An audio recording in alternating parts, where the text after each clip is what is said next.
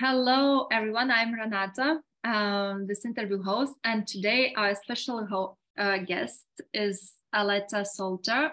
She is a developmental psychologist, speaker, consultant, and founder of the Aware Parenting Institute.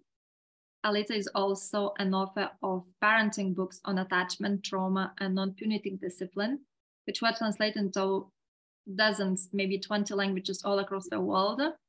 And for those of you who really know Aletha's work or want to know more about her work, she's coming to Lithuania. So she's be present here in two cities, Kaunas and Vilnius, in April. Could you tell us the exact dates, Aletha, and also maybe briefly the topics that you're going to talk about?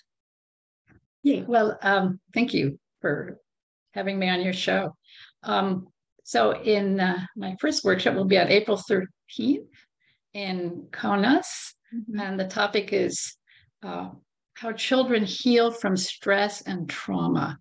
And that's basically the topic of my newest book, which was just published last year, which is Healing Your Traumatized Child.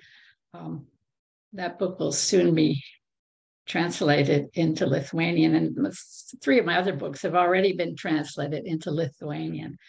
My second workshop will be in Vilnius on April 16th.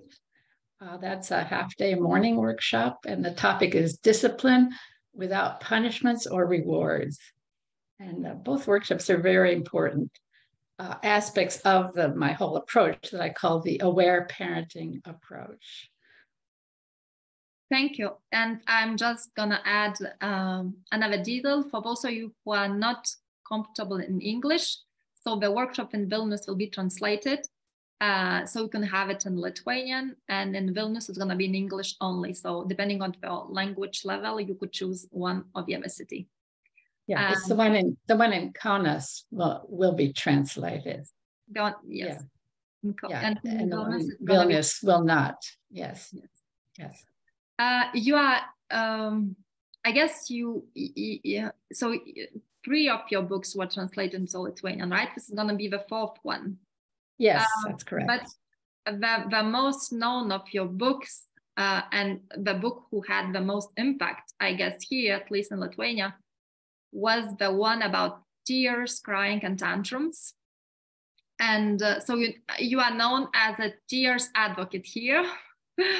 And would you mind telling us, how did you come to realize about this, healing power of tears, and how did it come even a subject for you? Why did you wrote a book about it? Oh, that goes way back. I through my own therapy, I experienced how helpful it was to cry myself in therapy from some childhood traumas. And when my first child was born, my children are now over in their 40s, but when my first child was born, I figured there must be a way to help children, heal from childhood wounds and childhood traumas and stress, daily stresses, while they're still children. There must be a way. And I just experimented and found out that, supporting children when they cry really helps them recover right away from traumatic events. Like, for example, my son had a traumatic birth. My labor was very, very long, and he cried a lot. So I experimented with just allowing him to cry in my arms while I held him. And he, after he'd been fed, so I knew he wasn't hungry. And he was so much happier afterwards. He slept better. He was more relaxed in his body. He felt more connected, more responsive. It really helped him. So I basically wrote my first book, is The Aware Baby. It's been translated into Lithuanian, and it's a book that I wished I had as a new mother. So to help other parents, understand the meaning of crying and how helpful it can be to allow children to cry, but not alone. Never leave them alone to cry.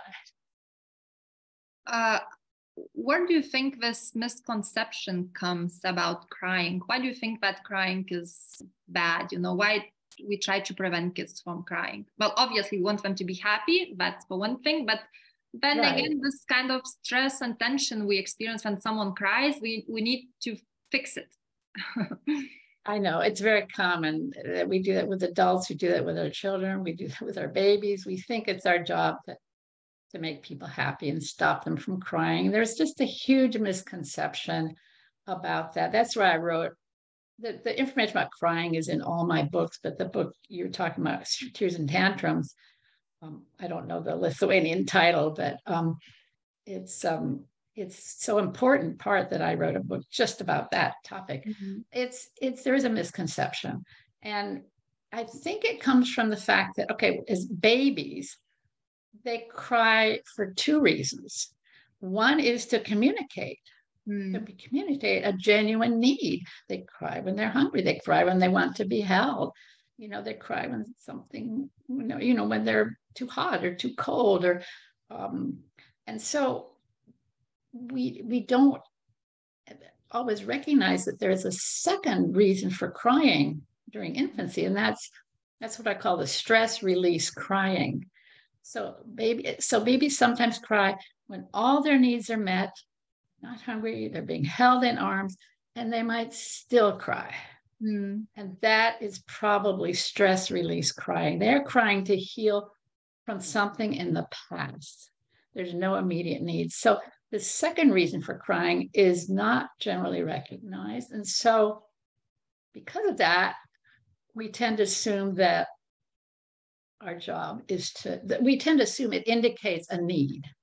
And so we look for needs. We look to maybe, we think maybe they need to suck. Maybe they need to be jiggled. Maybe they need to be shushed. Maybe they need to, we do all these things. There's some kind of distraction. And we forget those really aren't real needs. We're just doing things to make ourselves feel better that, we have a calm, happy baby now. But we just don't always understand that they're not going to feel better and more relaxed until they get a chance to cry. I've read an article about this emotional crying maybe, and there was a study that was done, and they actually, when we cry because of the emotions, because we have a big emotional backpack and we need to evacuate it, they found that the scientists found that our tears then have those stress hormones in them, and that could be measured. That we release the cortisol and all the stress hormones, and it goes away from our body through our tears. So it really has this healing power. Yes, well, that is one theory of why crying is effective. It's that it could be that is that's how we release some of these stress hormones that accumulate in our body during stress. And there are stress hormones in tears. So that's one reason why crying is effective. And another reason too is because of the body movements involved in crying. We find that, for example, babies who've had a very long birth, they often kick their legs a lot during these stress release crying spells, and they kick their legs, and it's almost as if they were reliving their birth and trying to get out and revisiting their birth trauma. And so they're revisiting it, and they're redoing it. Really, they're doing what they needed to do, what was frustrated, what frustrated them, because that wasn't effective. If they had a long birth and then ended up having to be, have forceps or birth or ventouse, vacuum extraction, pulling them out, the pushing wasn't effective. So redoing some of those body movements while crying can also be an important aspect of the healing process. And I talked about this a lot more in my newest book, the body movements involved in crying. And when children cry and rage from a lot of anger in their crying, there's also lots of body movements, arm and leg movements. So that's part of the release of the stress response. we tend to underestimate, I guess, the experience of birth, because if someone asks like, how was the birth, you're like, yeah, okay, fine.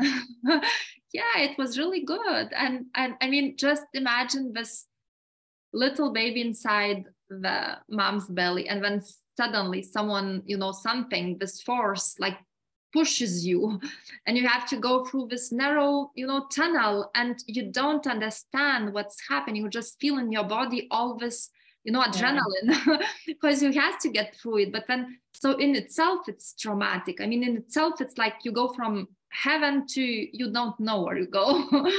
That's right. That's right. And birth can be very frightening, can be very traumatic, can be very confusing and painful, maybe even physically painful. We don't know. But I think babies know at some level of awareness that this is for their survival. They need to get out for their survival. And anything that blocks that is going to be especially frightening too. So yeah, we underestimate birth trauma and even prenatal trauma.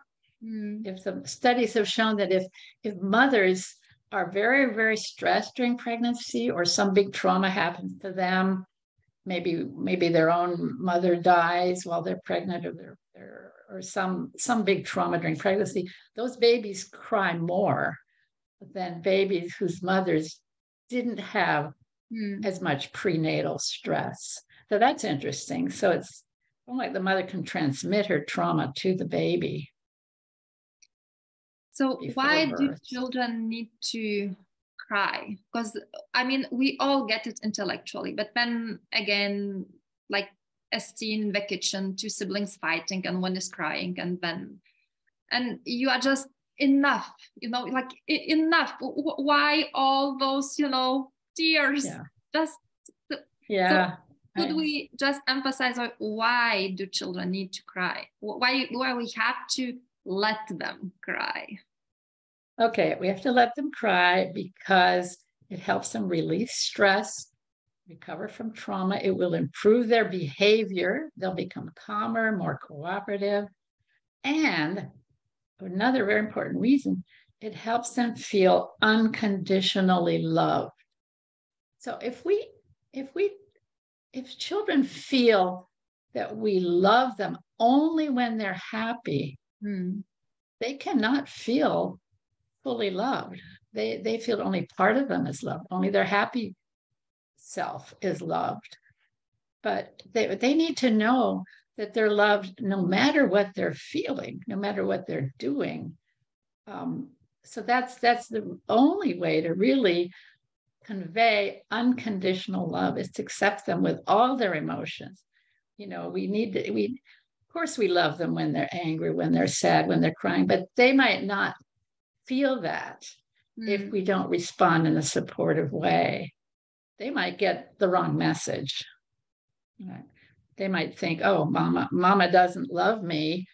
When I'm crying, I better stop crying, And then they learn to suppress their emotions, and that can lead to psychological problems later on. It can lead to health problems later on when we suppress our grief and our anger and our frustrations. We don't express that when we're children. That can lead to problems later on, big problems. Sometimes parents say that, it gets worse. Like, okay, I followed your advice, let him cry. And then, it's like, and he cried even more, and it never stops.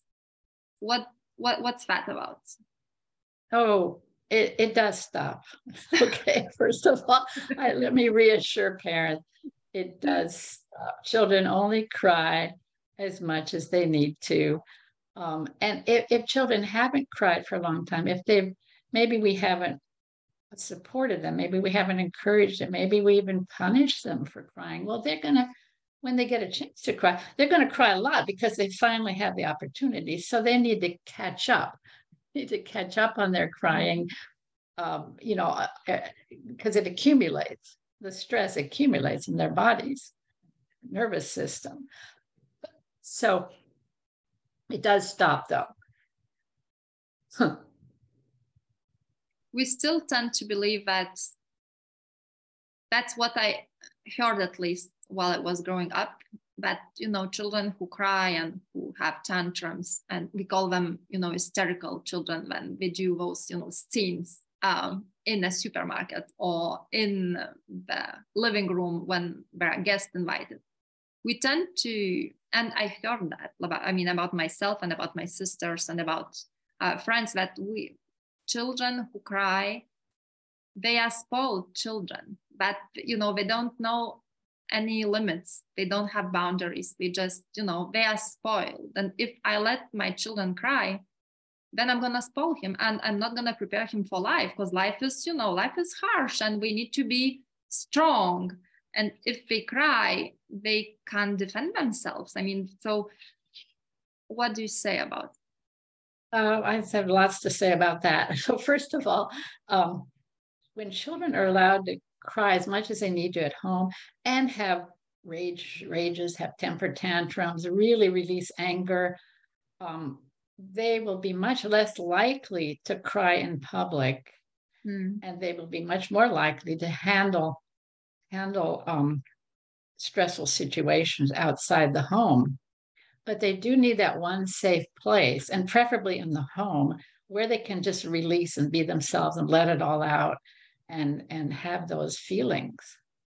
And then the idea of being spoiled, or we tend to think that they're just trying to manipulate us, just trying to get their own way, or they're babyish, they're not, they're immature, all those thoughts. I think sometimes we think that way because when children have an accumulation of stress, anything can trigger a temper tantrum.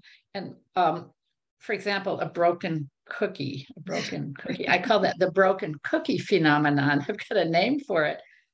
Maybe they've had a whole day of stress at school, and then, they have a cookie for dessert or something, and it's broken, and they might have a 20-minute temper tantrum about that.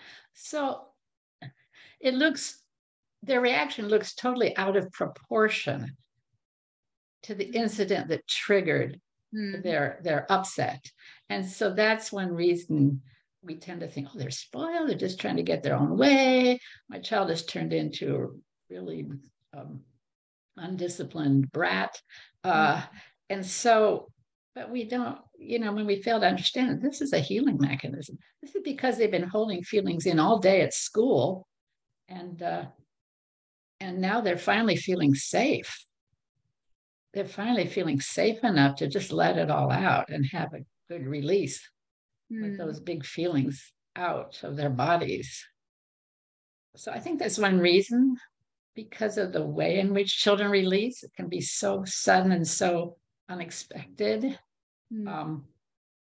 And so we start to feel manipulated. And it doesn't mean we have to go buy another box of cookies right then. Say no. We say, no, I'm sorry, that's the last one. I can't fix it. We can't glue it back together. This is it.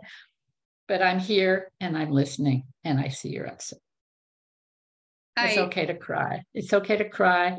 I won't leave you alone with those big feelings. I hear you. And just accept the feelings. But we can have limits on behavior too. We can say no to behaviors, and we can say yes to the feelings. I remember one mom telling me, like, Renata, but I did that. They had this broken cookie story. Like, really, this was about a broken cookie who fell on the floor and broke into 2 pieces. And she was like, oh, I tried to glue it back. It didn't work. I tried to give another cookie. It didn't work out. I tried to fix it and somehow to smash it together. It didn't work out, because the only thing the child really wanted was to be able to cry about it. Just to be able to release. And that wasn't even maybe about the cookie. That was maybe about something that happened earlier in the kindergarten, or even the day before. So every time he tried to fix it, he was trying another reason why he should cry instead, because he just wanted to cry. Yeah. Yeah. And we can't fix these things. Every time we try to fix things and make our children happy, they're just going to cry later. They're just going to try again later to cry. They'll find another pretext, another reason to cry, another broken cookie. They might even break a cookie on purpose just so they have something to cry about. Okay? Yes. Uh, so when we try to fix these things, it just postpones the crying. Hmm. And then they might do it in the middle of the night, or they might get so suppress their emotions, and then it might come out as aggressive behavior or destructive behavior. Instead of a healthy tantrum, it's going to be an unhealthy reaction. So what do we do when our children cry? How we show that we welcome the emotions? You know, what does that look like? It looks like just taking some deep breaths, trying to be present, trying to feel our love for our child, which is hard to do when they're screaming at us. And just saying, conveying the message either, with our eyes, with our voice, I love you, I'm listening, I'm here, I'm not going to leave you alone. You can say you don't even have to say anything. You can just be present. It's okay to just be present because they're really not listening to us anyway. In those moments, they just want to be heard and supportive. And the important thing is to stay connected. With little babies, we need to hold them. We need to hold them in arms. With older children, if they're just crying on the floor, we can go over, we can say, do you want a hug? Put a hand on their shoulder, put a hand on their back. I'm here, I'm with you. You had a hard day. You look very upset. I'm listening. It really doesn't take much. And yet it's very difficult to do, isn't it? I mean, it's difficult if we didn't get that kind of attention as children. We weren't raised this way. If we were punished for crying, we're always distracted, or maybe we were always fed when we were upset. And then, we're not used to getting this kind of attention. So it's hard. What if they say that they don't want us? If they say like, go away, and do we leave them, or do we stay next to them? Stay next to them. They can move away from us if they want. I would say we could just kind of playfully follow them. If a child, they go in their room, we can just follow them and say, I'm here. We can stay outside the door and just say, let them know I'm here, I'm listening.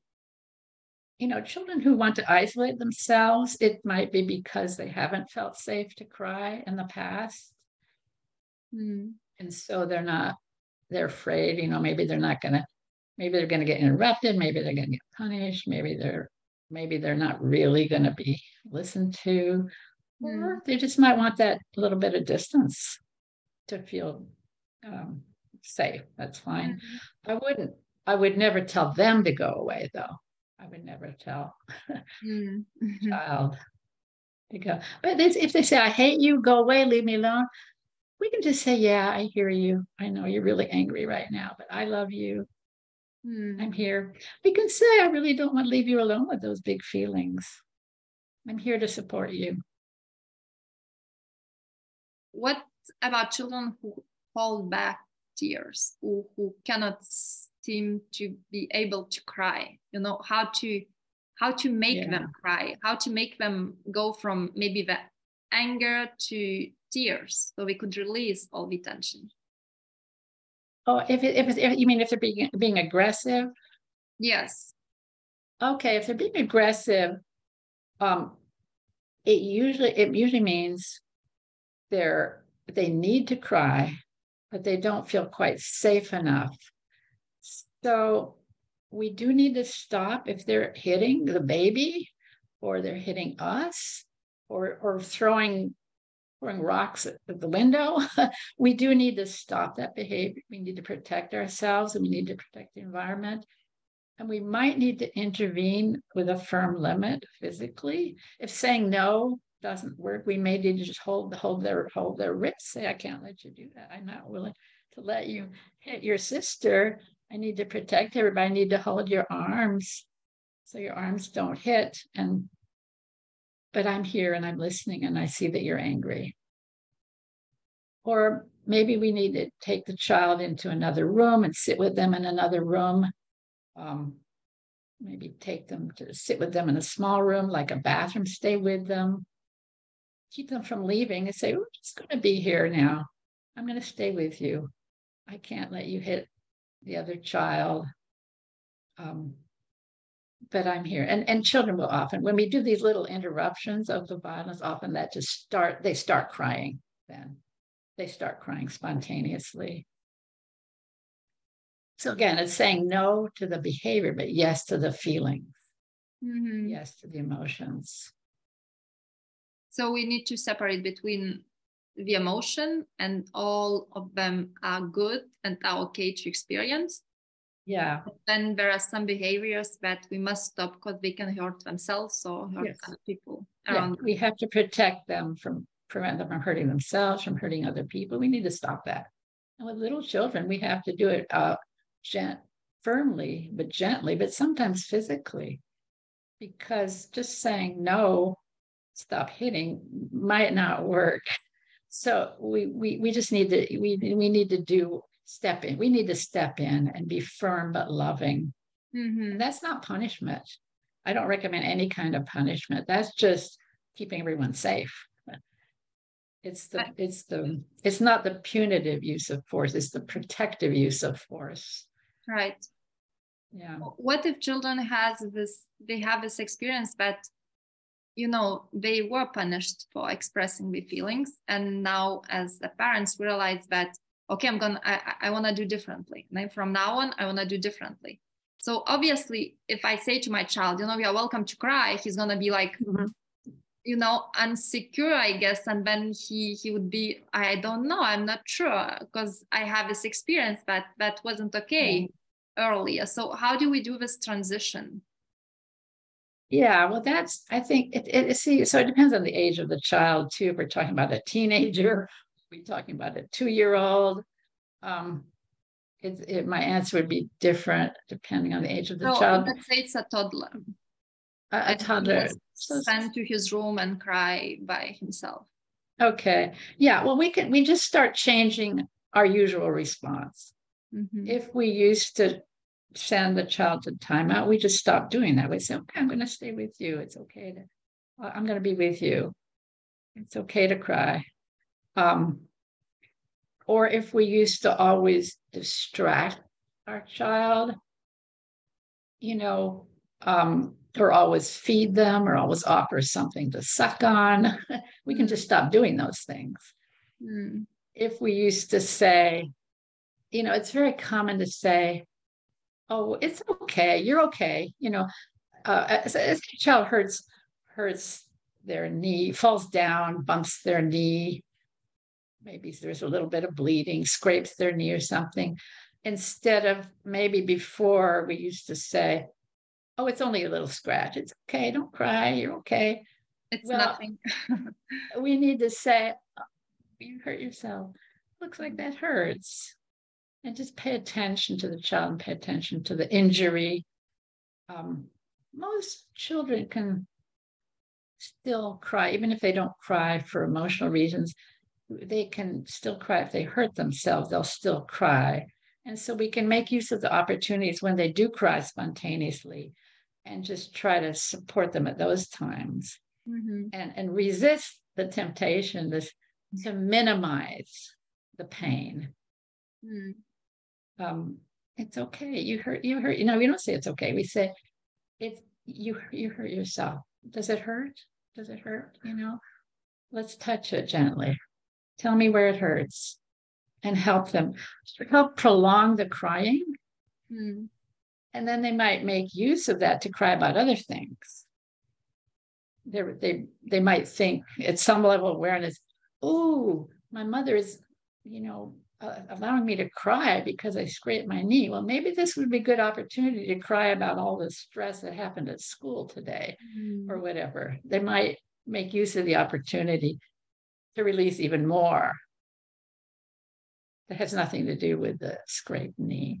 So basically changing our response, changing our usual response. And children welcome opportunities to cry. They will cry when they feel that we're allowing it, when they feel safe.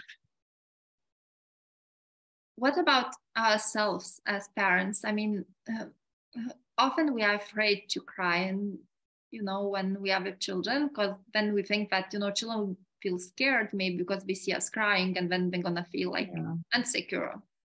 Should we cry when we are with children?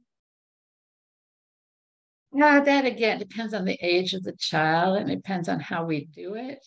I think it is okay for our children to see us crying. We don't want children to feel that they have to be our therapists, though. We don't want them to start thinking, oh, they have to take care of us. We don't want them to think that they caused us to cry.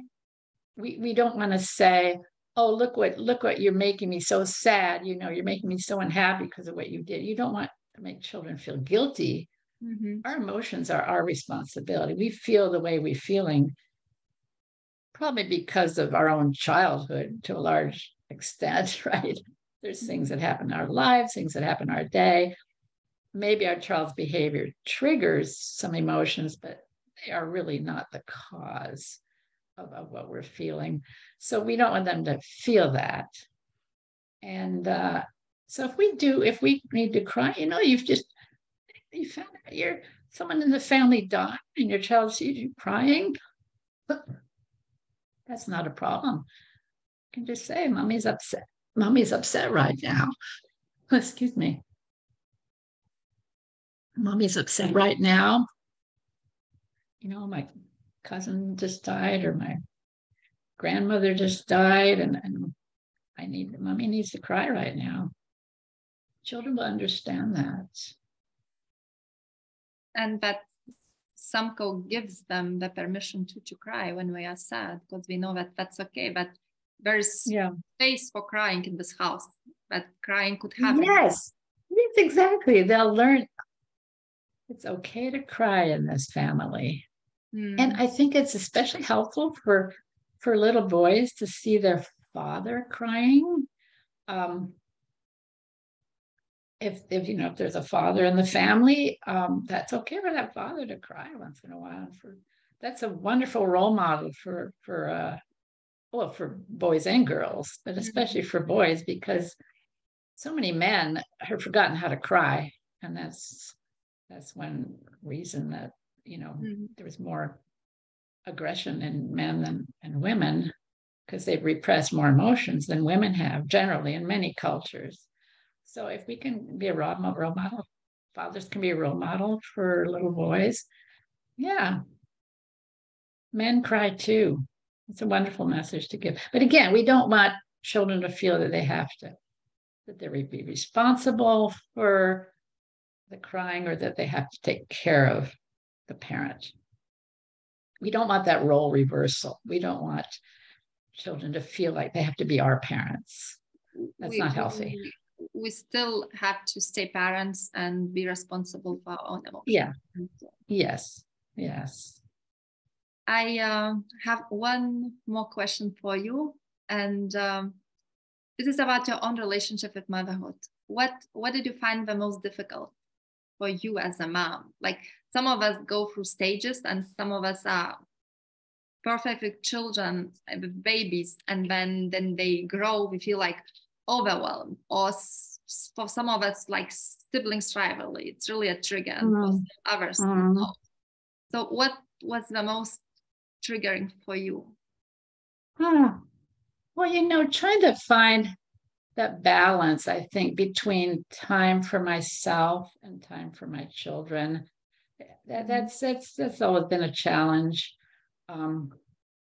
Just trying to, find support, find help. I'm a very supportive husband, but who helped raise our children. And my mother lived with us for many years and helped. So we had 3 adults for 2 children. But even that, it's not always enough. And every child needs at least 4 parents, I think. So creating that tribe, that village, that support network is, and then finding in my own life, feeling that I'm justified in taking time to myself. It's okay if I don't spend every free moment with my children. It's okay to do things for myself. And I once felt guilty because I spent time, I was really wanting to learn to play the accordion. I got a hold of a secondhand accordion, and I thought, oh, that would be fun to play. And I started, really trying to, and I felt guilty because I was taking time away from playing with my children. But then I found out later, I realized I was being a really good role model of someone who works hard at mastering a musical instrument. And they were watching, they heard, they saw. And so when they wanted to learn a musical instrument, I think they already had that role model of me, someone who struggles, makes mistakes, the whole learning process, and tries to master something. So it ended up being good, and I didn't feel so guilty after that when I saw that that's how it affected them. Amazing. So that's when I realized sometimes it's good to do things for ourselves as mothers. Because they are always watching. And in those moments, when we practice something for ourselves, it doesn't seem that way, but we still watch and they notice somehow in their head that, okay, that's okay to be a mom and dad and still have a hobby, an activity just for myself. That's okay. That's allowed. I could do that later on too. Yeah. So that's finding that balance and trying to not feel guilty and trying to not feel guilty for mistakes. I think most mothers feel guilty no matter what we do. We feel like we're imperfect, we're not doing the best. So I had that feeling. I had to get over that too. Not doing enough. Not being enough, always second guessing ourselves. Well, thank you, Aletha, for this conversation. And could you tell people where we can find you and learn more about your work? And so my website is the Aware Parenting Institute website. It's awareparenting.com. And it's there's lots of information on my website. There's a page called Workshop. It's about my upcoming workshops, and 2 of which we mentioned earlier are going to be in Lithuania in April. There is a page on my website for every country where there are aware parenting activities. So there is a page for Lithuania on my website, and some of it is even in Lithuanian. Wow. So most is in English, though, on that page. So there's also lots of articles on my website. I also have a Facebook page, the Aware Parenting Institute Facebook page, where I just announce news and my upcoming workshops and that kind of thing. There are aware parenting instructors certified by me in over 20 countries. And there is one in Lithuania, and her name is posted on my page for Lithuania on my website. So lots of information there. Thank you. And please do come to Vilnius and Kaunas on the 13th and 16th April and see the magic work through Aletha's mouth in life. Thank you. Have a beautiful day and see you in Vilnius. In Vilnius, yes. Thank you.